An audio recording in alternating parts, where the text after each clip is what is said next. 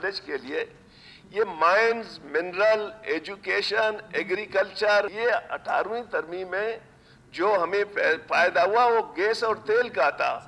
Article 172B पहले जो gas और तेल चाहे समंदर में निकलता था या जमीन पे, वो फेडरल गवर्नमेंट का था।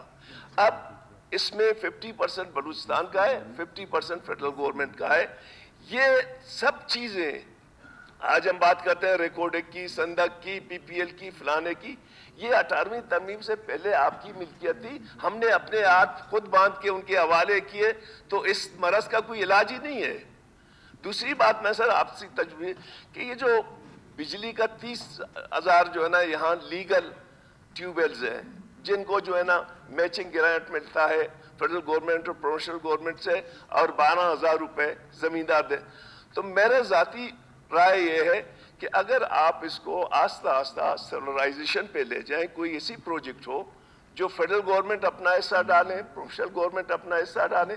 अदरवाइज जमींदार जो ये 12,000 रुपए देता है ना, अगर आप उनकी जो है ना पानी की मिकदार दे दें, मैं कहता हूँ ये 12,000 भी वापडा को हम वैसे ही दे रहे हैं, बिजली तो नहीं है, क्योंकि इसमें हम सब इफेक्टिव हैं। तो मेरी गुजारिश ये है कि इन चीज़ों को जब तक हम सही मानों में प्लानिंग के साथ आगे नहीं ले जाएंगे, उसमें हमारे लिए मुश्किलात कम नहीं होंगे। और मैं अगर आज एजुकेशन वहाँ गया है, हेल्थ गया है, वो इंक्रोचमेंट है फेडरल गवर्नमेंट का।